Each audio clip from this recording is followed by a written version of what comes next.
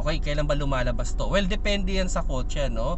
Like for example, dito sa akin, sa Mirage, umiilaw yan every 4,500 kilometers after the reset.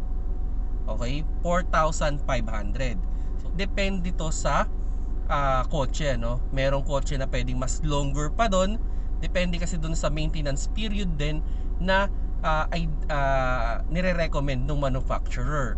Okay? So, depende yan. Pero, normally sa mga common car, yung mga 5,000 kilometers ang PMS, yun nga, mga 4,500 yan. Then, normally kasi pag tayo ay nagpapa-PMS, especially sa kasa, nire-reset nila yan. Okay? Kumbaga, may way yan to reset para mawala yung wrench icon. And actually, minsan, nawawala rin yan pag matagal mong hindi nilagay yung battery.